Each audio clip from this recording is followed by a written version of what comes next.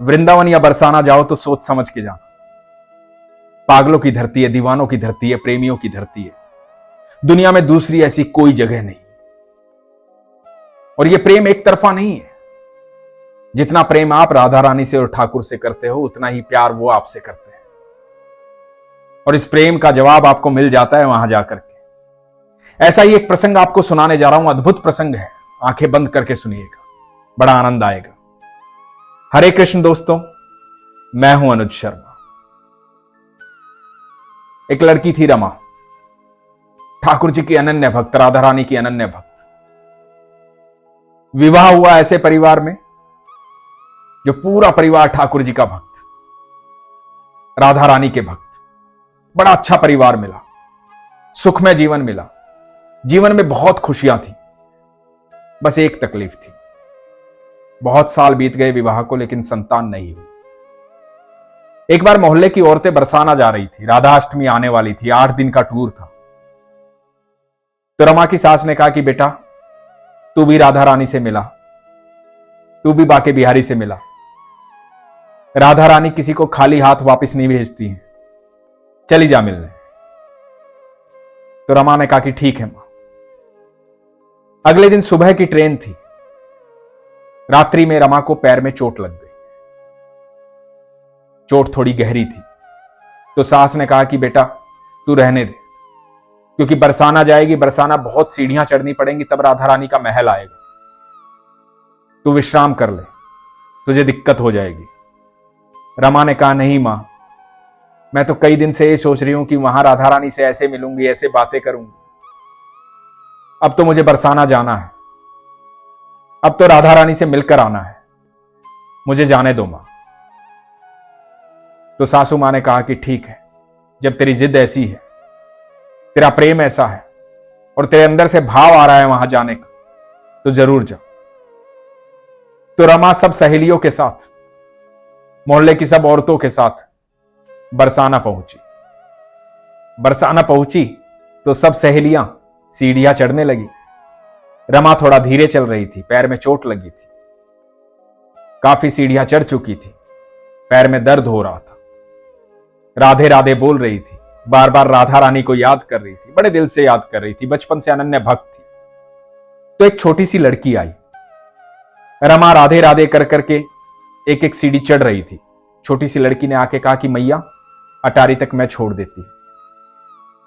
रमा ने कहा नहीं बेटा, मैं चली जाऊंगी। तो लड़की ने कहा नहीं मैया, मैं छोड़ दूंगी, चलो आओ, जिद नहीं करते, आपके पैर में चोट लगी। और लड़की के साथ रमा ऊपर जाने लगी। लड़की रमा को सहारा दे रही थी। तो रमा ने पूछा नाम क्या है तुम्हारा? तो लड़की ने कहा कि यहां सब मुझे लाडो बोलते हैं। बोली अच्छा है भी तू लाडो, बड़ी प्यारी है। तो रमा उस लड़की के साथ ऊपर गई अटारी तक। जब अटारी पर पहुंच गई तो छोटी लड़की ने कहा कि लो मैया, आ गई अटारी। तो रमा ने उसका धन्यवाद किया। धन्यवाद किया तो लड़की ने बोला कि मैया देखो, मैं तुम्हें ऊपर ले आई, तुम मेरे लिए क्या लाई हो ये बताओ। रमा बोली कि बेटा तू तो आज ही मिली है और मुझे थोड़े ही पता था तू मिलने वाली है।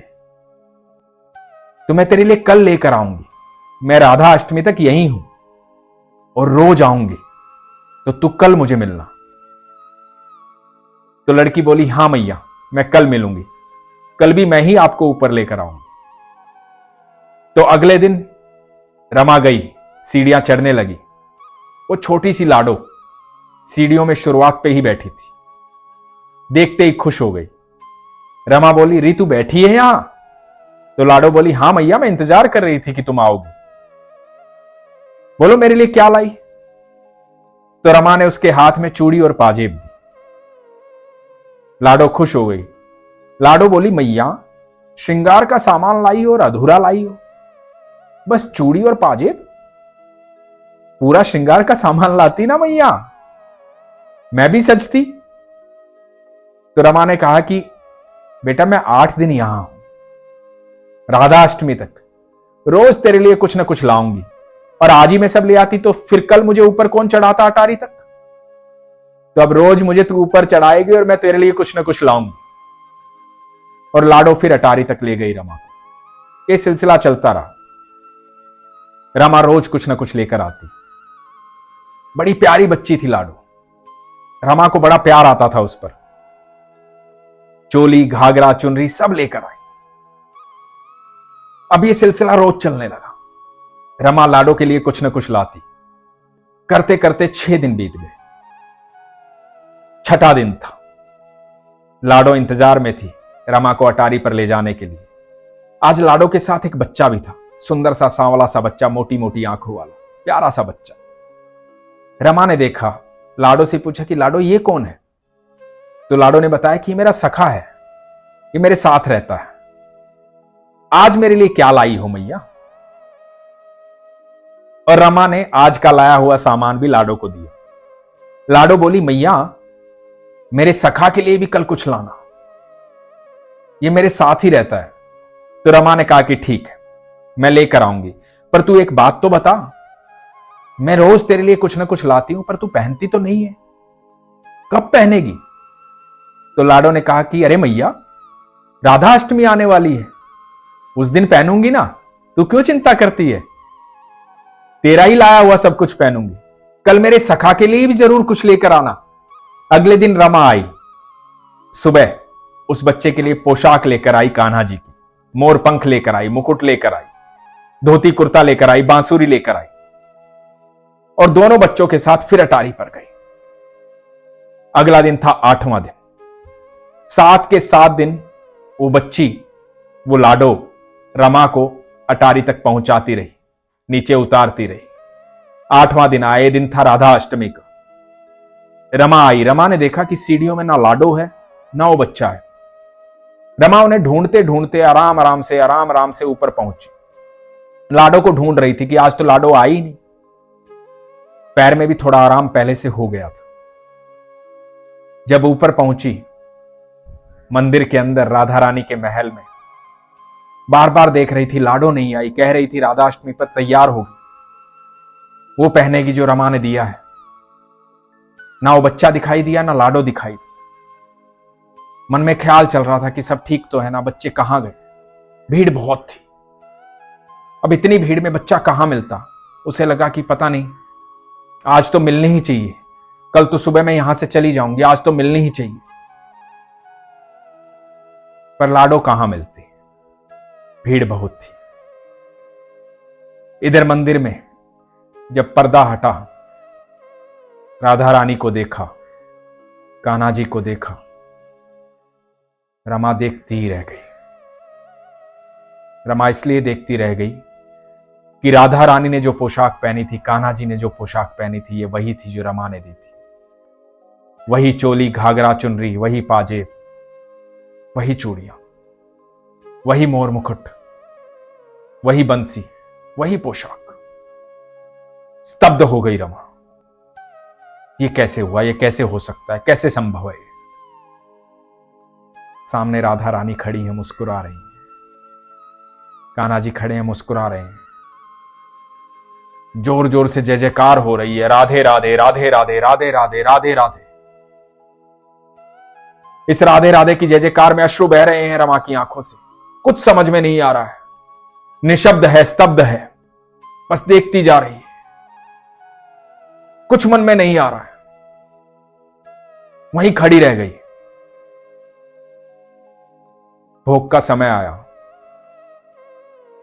सब भक्त जा रहे थे। रमा अकेली खड़ी थी। भागकर गोस्वामी जी के पास गई। बोली कि आज पोशाक सेवा किसने की है गोस्वामी जी? तो गोस्वामी जी ने कहा कि आज पोशाक सेवा स्वयं राधा रानी ने की है, स्वयं कान्हा जी ने की है। हमने जब सुबह द्वार खोले तो ये पोशाक यहां पर रखी हुई थी। तो आज हमें नहीं पता कि ये पोशाक कहां से आई। ये यहां रखी हुई थी तो हमें लगा कि राधा रानी की मर्जी यही है। आज राधा अष्टमी है तो उनकी मर्जी की पोशाक उन्होंने पहनी।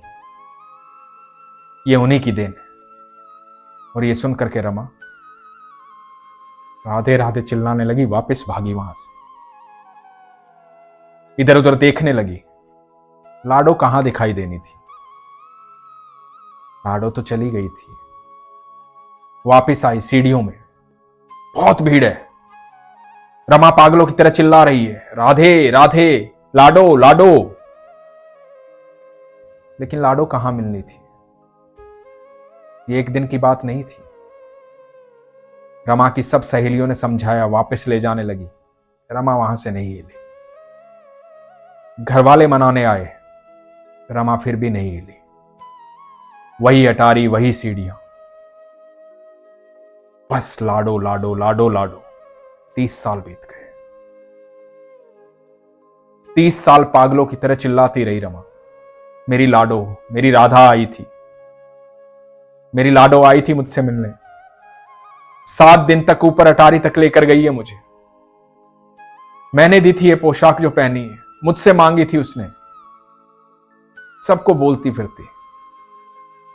लोग तो पागल कहते थे, दीवाना कहते थे। ऐसे प्रेमी बहुत हैं वृंदावन में, ऐसे दीवाने बहुत हैं, ऐसे पागल बहुत हैं, बेहद प्यार करने वाले, जिसको एक बार कृष्ण मिल जाते हैं, एक बार ठाकुर मिल जाते हैं, एक बार राधा रानी मिल जाती है, वो कभी बरसाना और वृंदावन छोड़ता नहीं, वो वहीं का होकर रह जाता है।